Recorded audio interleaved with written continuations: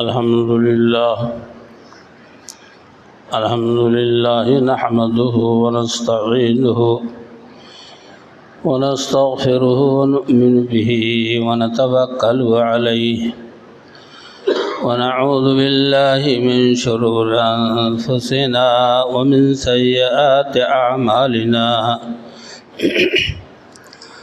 من يهده الله فلا مضل له ومن يضلله فلا هادي له وأشهد أن لا إله إلا الله وحده لا شريك له وأشهد أن محمدا عبده ورسوله صلى الله تعالى عليه وسلم أما بعد فإن خير الحديث كتاب الله وخير الهدي هدي محمد صلى الله عليه وسلم وشر الأمور محدثاتها وكل محدثة بدعة وكل بدعة ضلالة وكل ضلالة في النار فأعوذ بالله السميع العليم من الشيطان الرجيم بسم الله الرحمن الرحيم قاف والقرآن المجيد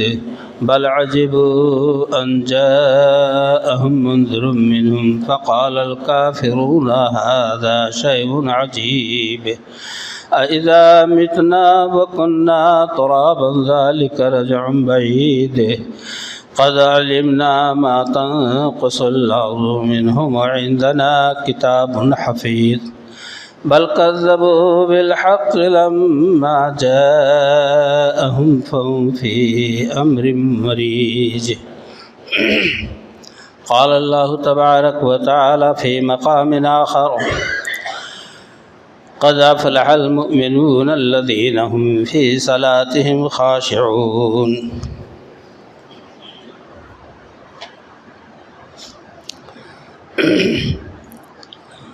رب دو جہاں پروردگار عالم کی عظمت و بزرگی کبریائی و بڑائی ذکر کرنے کے بعد بے شمار درود و سلام ہوں اللہ کے بھیجے ہوئے آخری رسول سید الانبیاء جناب محمد الرسول اللہ صلی اللہ علیہ وسلم کی ذات مبارکہ پر۔ محترم حضرات، سلسلے گفتگو نماز کے طریقوں کے بارے میں چل رہا تھا، جس میں آپ حضرات نے 2 خطبے سنے اور امید ہے کہ یہ آخری خطبہ ہوگا نماز کے طریقے کے بارے میں۔ نماز میدان محشر میں بندے سے سب سے پہلے سوال کی جانے والی بات ہے، جس کی درستگی بہت ہی ضروری ہے، جو قرآن اور سنت کے مطابق ہم اور آپ انجام دیں گے تو یہ نماز ہمارے لیے مفید ہوگی۔ وہ مقام تو ہمارے اندر نہیں آ سکتا ہے اور شاید کسی بشر میں نہ آئے سوائے انبیاء علیہ السلام کے، اولیاء اعظام کے۔ ہم عام لوگوں کے بس کی بات نہیں ہے۔ جبریل امین علیہ السلام نے پوچھا تھا مل احسان، احسان کیا چیز ہے؟ تو آپ صلی اللہ علیہ وسلم نے جواب دیا تھا ان تعبد اللہ کأنک تراہ فإن لم تکن تراہ فإنہ یراک۔ آپ نے فرمایا کہ اے پوچھنے والے، احسان کہتے ہیں کہ تم اللہ کی عبادت ایسی کرو گویا کہ تم اللہ کو دیکھ رہے ہو، اتنی توجہ ہو، اتنا انہماک ہو، اللہ کی عبادت میں اتنا غرق ہو جاؤ، اور اگر ایسا نہ ہو سکے تو کم سے کم یہ تو خیال ہے کہ اللہ مجھے دیکھ رہا ہے۔ تو غیر ضروری باتیں ہمارے ذہن میں نہ آئیں، ادھر ادھر خیال نہ دوڑائیں، ادھر ادھر نظریں نہ پھرائیں۔ جو مطلوب ہے شریعت کو عبادت ہم انجام دینے کی کوشش کریں۔ میرے دوستوں اور بھائیوں، میں نے جو باتیں کہی تھیں کہ سجدہ اور رکوع کی، سجدہ کے بارے میں بتلایا تھا کہ آپ صلی اللہ علیہ وسلم نے فرمایا کہ ہمیں 7 ہڈیوں پر سجدہ کرنے کا حکم دیا گیا ہے، اور آپ صلی اللہ علیہ وسلم نے ایک ایک پوائنٹ بتایا ہے، اور اس کی دعا کیا ہے سجدے کی اور رکوع کی۔ رکوع کی دعا سبحان ربی العظیم، یہ بہت چھوٹی دعا ہے جو ہر ایک کو لگ بھگ یاد ہوگی۔ یہ دعا فسبح بسم ربک العظیم آیت اتری تو اللہ کے رسول صلی اللہ علیہ وسلم نے فرمایا کہ اس کو سجدے میں ملا دو، یعنی سبحان ربی العظیم پڑھو۔ حکم ہوتا ہے اپنے رب عظیم کی تم تسبیح بیان کرو، تو بندے کے لیے آپ صلی اللہ علیہ وسلم نے امت کے لیے فرمایا سبحان ربی العظیم تم رکوع میں پڑھو۔ رکوع میں آپ قرآن کی تلاوت نہیں کر سکتے، نہ چھوٹی نہ بڑی آیت کا، نہ کسی سورت کا، صرف تسبیح پڑھیے، تعظیم جس میں تعظیم رب۔ اس کے علاوہ آپ صلی اللہ علیہ وسلم نے فرمایا کہ سبحانک اللہم ربنا وبحمدک اللہم اغفر لی سبوح القدوس رب الملائکۃ والروح، یہ بھی دعا پڑھیے۔ الحمدللہ ملا السماوات و ملا الارض ملا ما شئت، ساری تعریف اللہ کے لیے، آسمان اور زمین دونوں کے برابر، آسمان کے برابر زمین کے برابر، اس کے وزن کے برابر بتایا ہے کہ اللہ کے لیے تعریف تب بھی نہیں پوری ہو سکتی اس کی تعریف۔ اور اس کے علاوہ بھی جتنا تو چاہے میرے مولا، تو وہ ساری تعریف تیرے لیے۔ آپ اس کو بھی رکوع میں پڑھ سکتے ہیں۔ رکوع کے بارے میں تھوڑی سی بات میں عرض کروں گا، یا سجدہ کے بارے میں۔ بعض لوگوں نے یہ بتایا کہ سجدہ کہتے ہیں لغت میں زمین پر پیشانی کو رکھ دینا۔ اب پیشانی کو آپ زمین پہ رکھ کے اٹھا لیجئے، فرض آپ کا پورا ہو گیا۔ میرے دوستوں اور بھائیوں، بہت بڑی بھول ہے۔ حالانکہ کتابوں میں، بڑی بڑی کتابوں میں لکھنے والوں نے لکھا ہے، میں نام کیا لوں، بس آپ یہ بات سمجھیں کہ نبی صلی اللہ علیہ وسلم نے جو فرمایا ہے سجدہ کے لیے طریقہ اور دعا، اس کو جب تک آپ نہیں پڑھیں گے سجدہ نہیں ہوگا۔ کہتے ہیں لغت میں لکھا ہے زمین پر پیشانی رکھ کے اٹھا لو سجدہ ہو گیا۔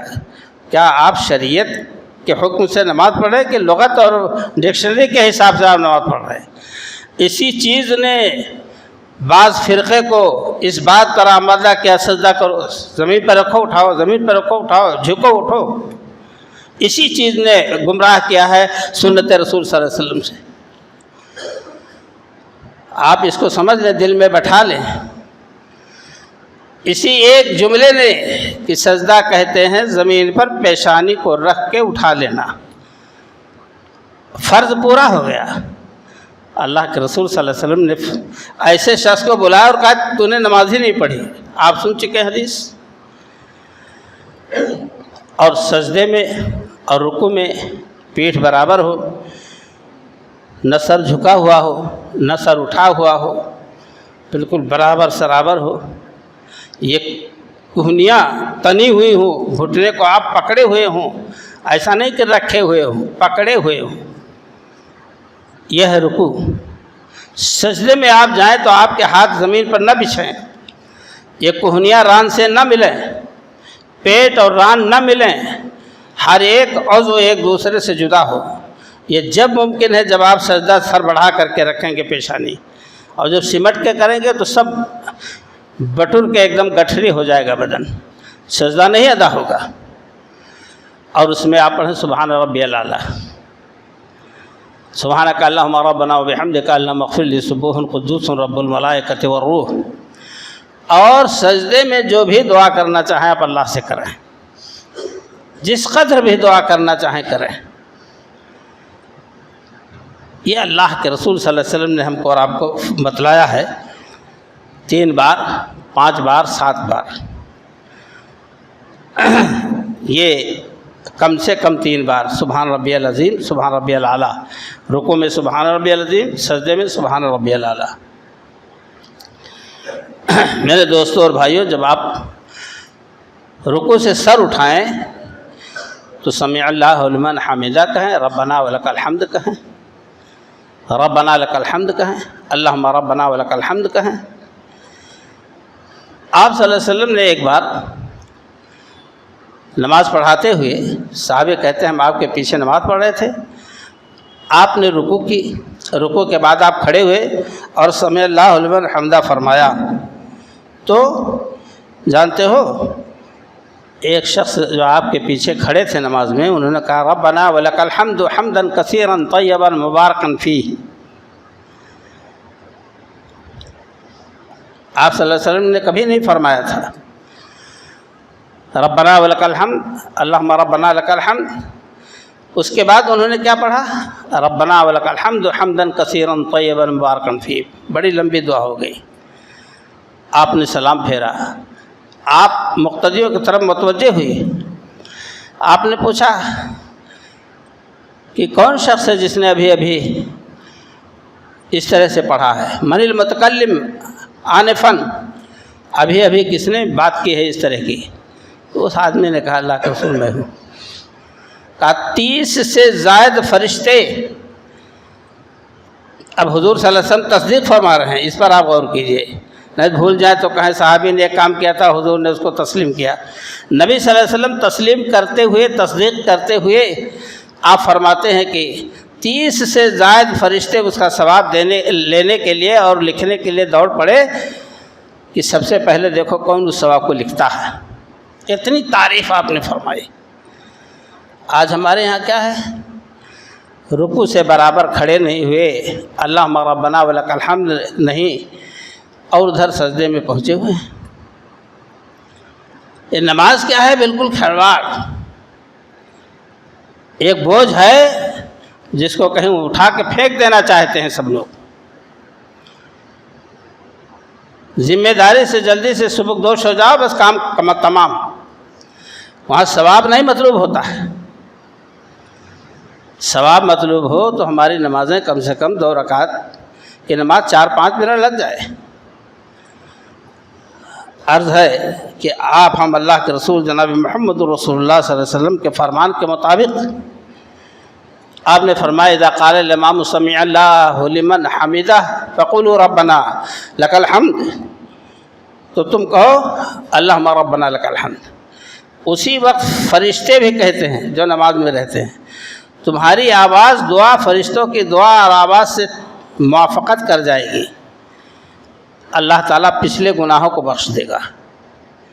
مرتبہ مقام دیکھیے اس دعا کا کہ آپ جب اللہم ربنا لک الحمد کہیں گے تو عین اسی وقت فرشتے بھی کہتے ہیں، اور جب دونوں کی آواز مل گئی اللہ تعالیٰ پچھلے گناہوں کو بخش دیتا ہے۔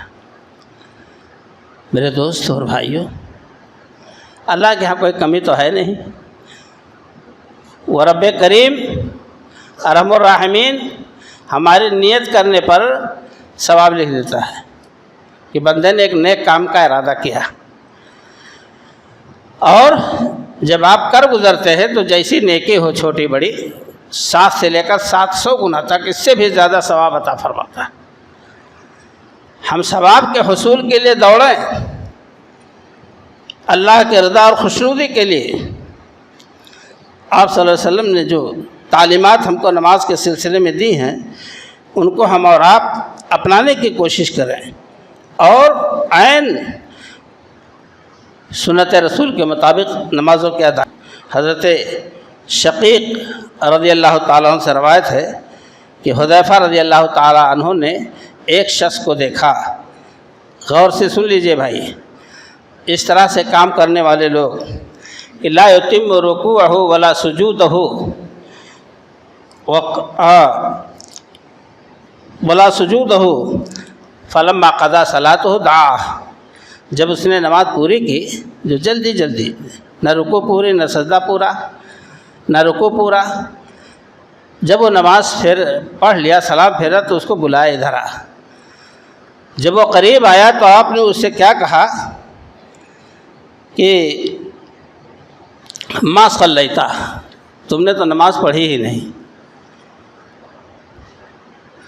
اور یار انہوں نے کہا او متا، اگر تیری موت اسی پر ہو جاتی تو متا علی غیر فطرت محمد صلی اللہ علیہ وسلم، اور اگر تو اسی پر مر جاتا، اسی نماز پر، اسی طریقے پر، تو یہ سمجھ لے کہ علی غیر فطرت محمد صلی اللہ علیہ وسلم، محمد صلی اللہ علیہ وسلم کی فطرت کے علاوہ تیری موت ہوتی، اسلامی موت نہ ہوتی۔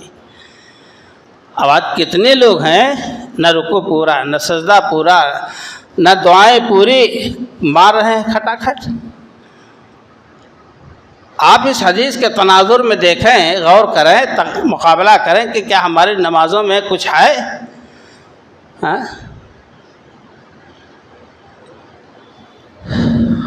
نماز و روز و قربانی و حج یہ سب باقی ہیں، مگر تو باقی نہیں، اور کیا ہے وہ جذبے اندروں باقی نہیں، ذرا یاد نہیں ہے اس وقت۔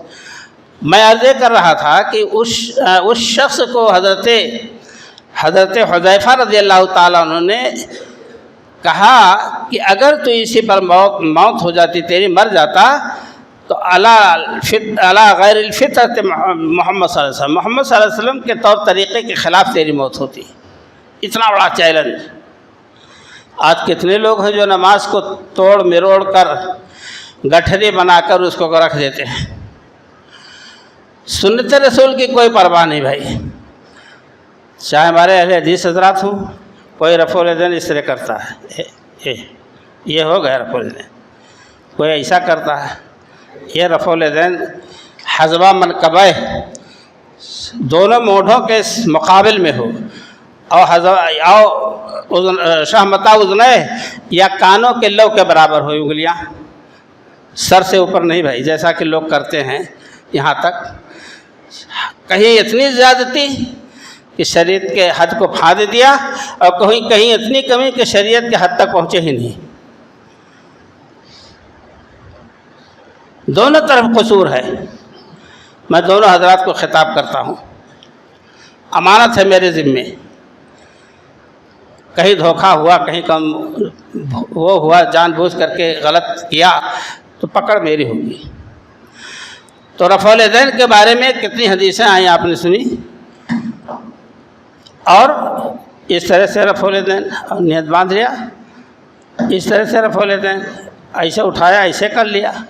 رفع الیدین ہے ہتھیلیاں قبلہ کی طرف ہیں، اور کانوں کے لو کو چھوئیں، کانوں کے لو تک، اور یا تو کندھے کے برابر، تب یہ رفع الیدین مانا جاتا ہے۔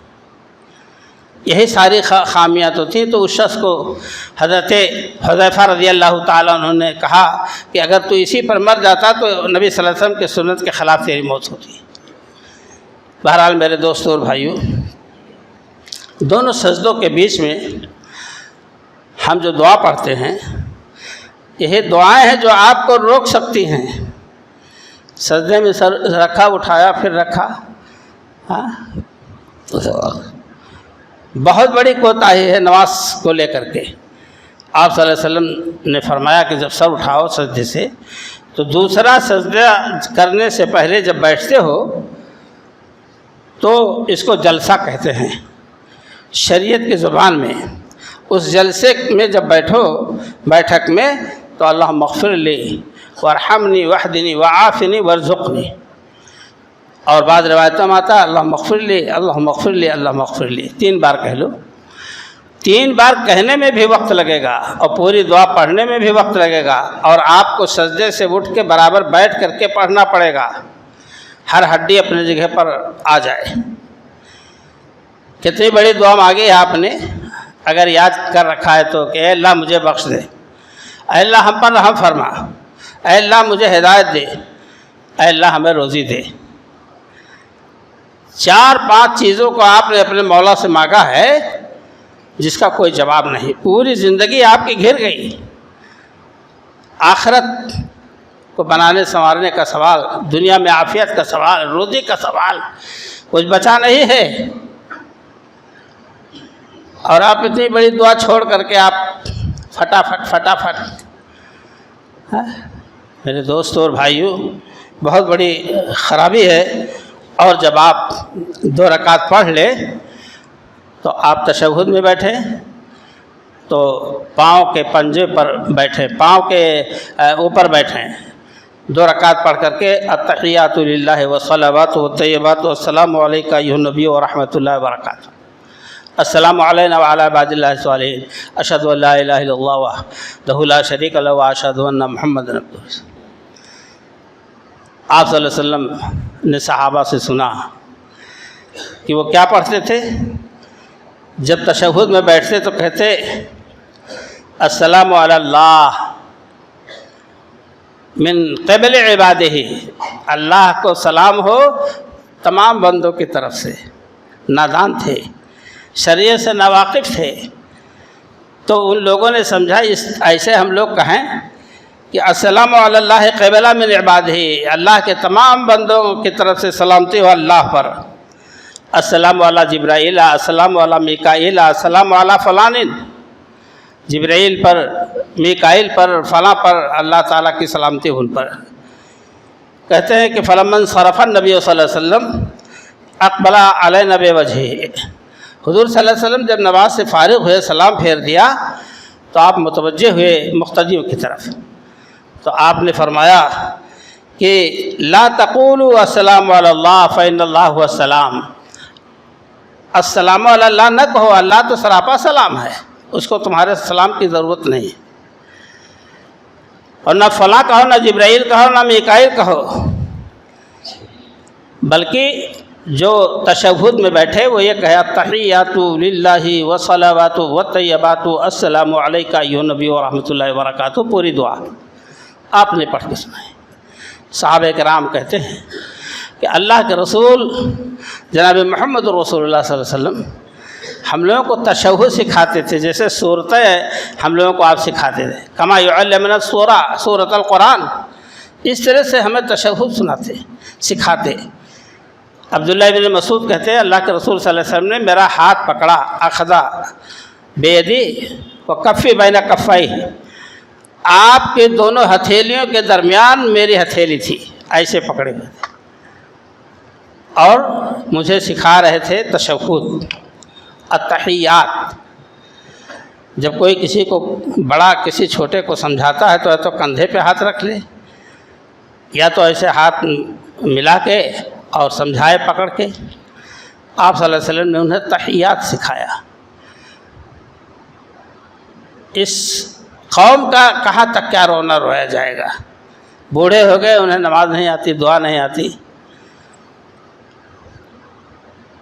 کس قدر خسارے میں ہم ہیں، ہم کو اور آپ کو سوچنے کی ضرورت ہے.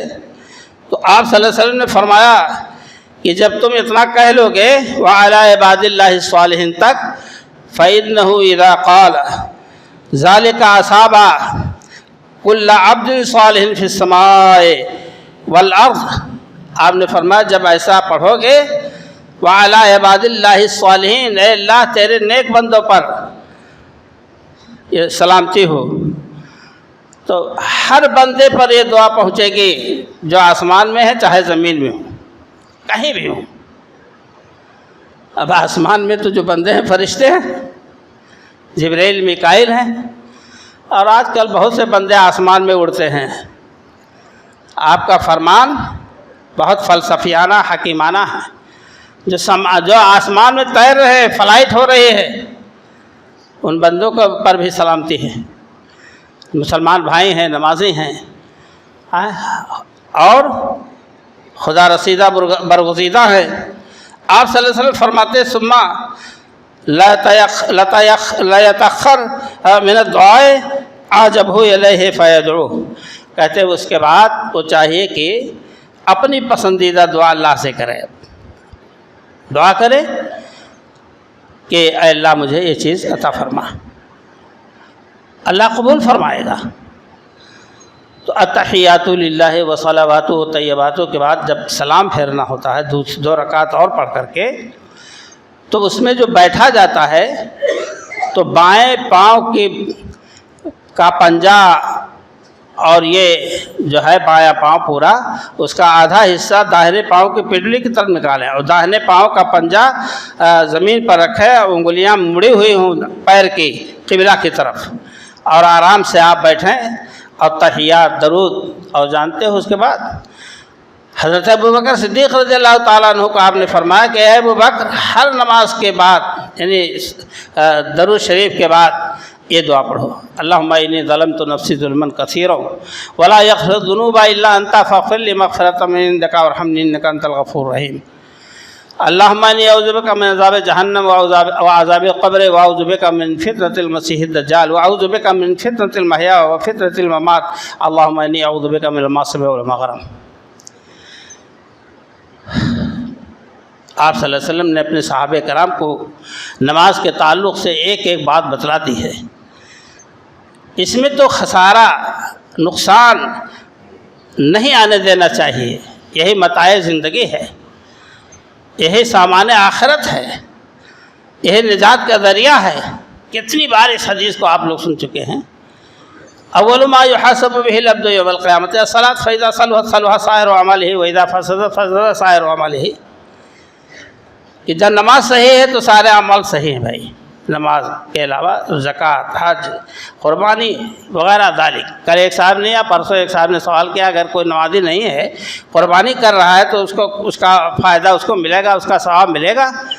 تو میں نے کہا اللہ کے رسول صلی اللہ علیہ وسلم کی حدیث ہے، پڑھ لو کہ اگر نماز صحیح ہے، پڑھا ہے، ادا کی ہے اور سنت کے مطابق جو شریعت کو مطلوب ہے، تو اور سارے اعمال پر اللہ تعالیٰ توجہ ڈالے گا، اس کا حساب ہوگا۔ لیکن نماز ہی نہیں پڑھی زندگی میں تو چاہے جتنی نیکیاں کی ہوں سب ردی کے ٹوکرے میں پھینک دی جائے گی۔ اب یہ کہ حدیث میں کہاں آیا ہے کہ جو نماز نہ پڑھے قربانی کرے اس کی قربانی قبول نہیں ہوگی، یہ حدیث مجھے نہیں معلوم، مگر یہ حدیث جو دلالت کرتی ہے کہ نماز کے بغیر سارے اعمال صالحہ بیکار۔ میرے دوستوں اور بھائیوں، ہم اور آپ اس بات کا لحاظ کریں، جب تشہد دعا پڑھی جاتی ہے تحیات، تو اللہ کے رسول جناب محمد رسول اللہ صلی اللہ علیہ وسلم کا 2 طریقہ ثابت ہے۔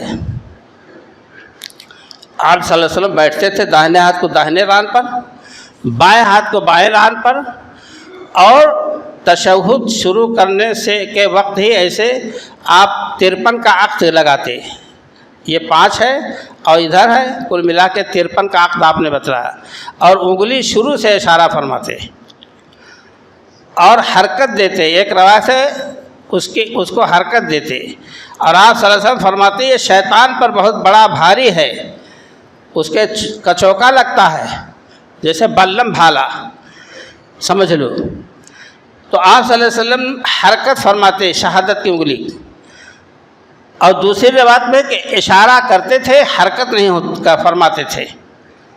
2 روایتیں ہیں، لیکن آپ یہ سمجھ لیں کہ آپ صلی اللہ علیہ وسلم اس کو شروع ہی سے ایسے اٹھا لیتے تھے، شروع ہی سے۔ ہم کیا کرتے ہیں، بٹورے بیٹھے ہیں، بس اشہد ان لا الہ الا اللہ، جس کا کوئی ثبوت نہیں ہے واضح انداز میں، کہ جب اشہد ان لا الہ پر پہنچو تب اٹھاؤ، الا اللہ پہ گراؤ، ایسی کوئی حدیث نہیں بھائی۔ اگر ہے کسی کے پاس تو لا کے دے دے، میں مان لوں گا، مجھے کیا مقصد ہے کہ گمراہ کروں لوگوں کو۔ اور اس بات کو سب چھپاتے ہیں، اہل حدیث بھی نہیں بتا پاتے یا بھول جاتے ہیں، ہم لوگ جیسے کم پڑھے لکھے لوگ، کہ تشہد میں جب بیٹھے اور انگلی کا اشارہ ایسے رکھیں، نہ ہلائیں، اشارہ ایسے رکھیں یا ہلاتے رہیں، زیادہ بہتر تو یہی ہے، لیکن نظر اسی انگلی پر رہے۔ نظر کے بارے میں آپ صلی اللہ علیہ وسلم فرمایا کہ نگاہ آپ کی 2 جگہ رہے، ایک تو سجدہ کی جگہ پر رہے، آپ کھڑے ہیں تو سجدے کے اوپر جگہ رہے، رکوع میں جائے تو سجدے پر جگہ رہے، اور جب تشہد میں بیٹھے تو آپ کی نظر شہادت کی انگلی پر رہے، سب بابا پر۔ اشارہ بار بار حرکت کرنے نہ کرنے پر میں بحث نہیں کرتا، افضل میں مانتا ہوں کہ اشارہ کرتا رہے تاکہ شیطان کو اور تکلیف ہو۔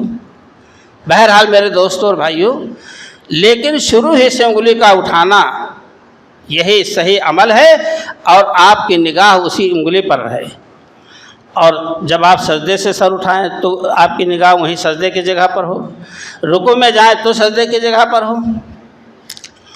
بعض لوگوں نے آپ کو بتلایا ہوگا کہ جب آپ کھڑے ہوں تو سجدے کی جگہ پر، رکوع جائیں تو پیر کے انگوٹھوں پر، اور جب تشہد میں بیٹھے تو اپنے دامن پر۔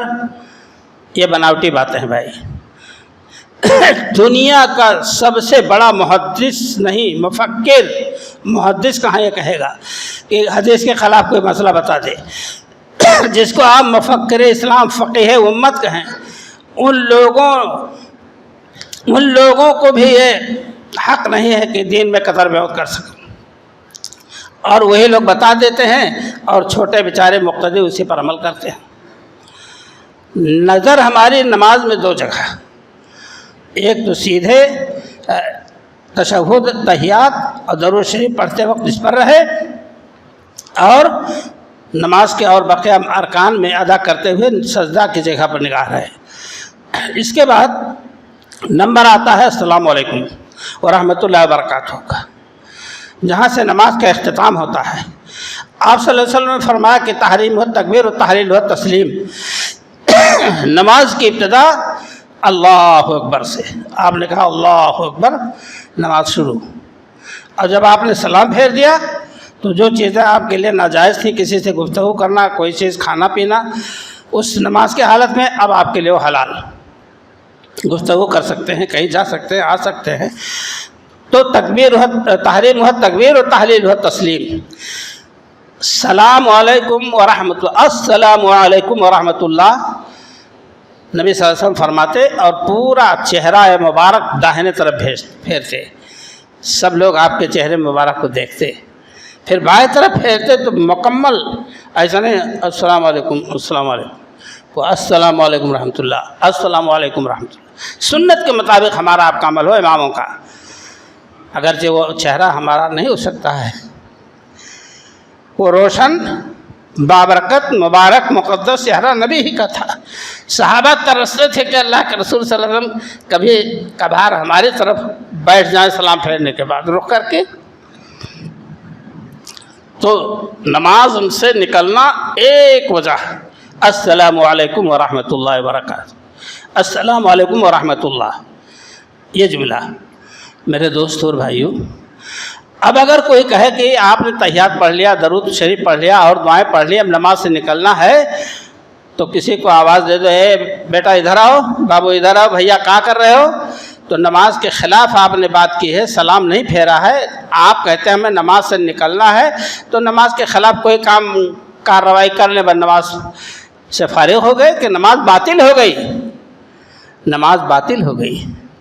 آپ نے سنت نبی کو آپ نے نہیں ادا کیا، آپ نے اپنے تئیں ادا کیا کسی مسلک کا، کہ چاہے ہوا خارج کر کے اٹھ پڑے کہ تحیات درود مکمل ہو گیا، اور اب خالی نماز سے فارغ ہو کر کے اٹھنا ہے، تو کوئی ضروری ہے کہ ہم السلام علیکم ورحمۃ اللہ کہیں؟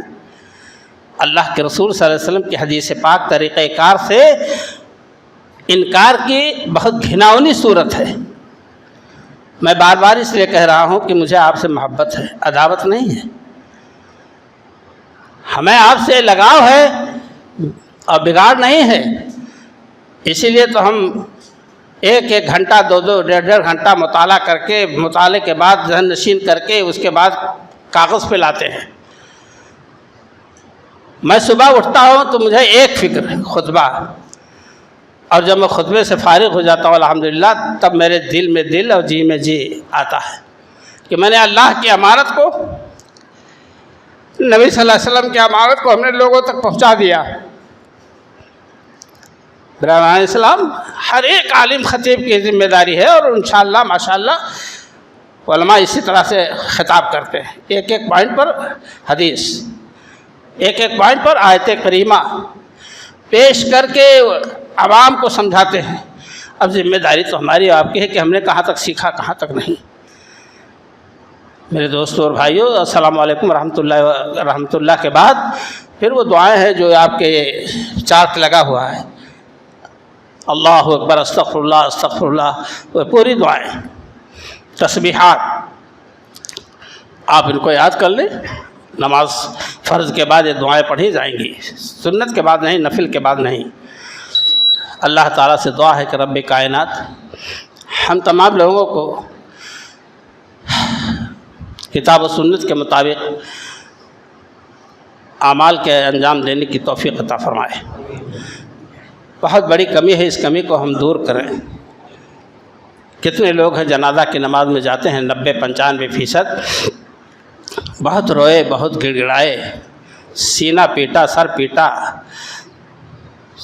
سر پہ مٹی ڈال لی مارے غم کے کہ چچا مر گئے، دادا مر گئے، ابا مر گئے، ماں مر گئی، اور جنازے میں کھڑے ہوئے تو کچھ نہیں، جو نیت امام کی سو ہماری، اللہ اکبر، کوئی دعا نہیں، بس رونا جانتے ہیں۔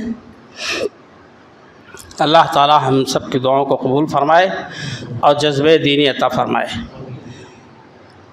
ایک صاحب نے بتلایا کہ ہمارے ایک رشتہ دار بہت زبردست علیل بیمار ہیں اور وہ پریشانی میں ہیں، اللہ تعالیٰ ان کو صحت یاب فرمائے، شفا کاملہ عاجلہ عطا فرمائے، اور جو بھی بیمار ہیں اللہ تعالیٰ ان بھائیوں کو شفا کاملہ عطا فرمائے۔ آمین، تقبل یا رب العالمین۔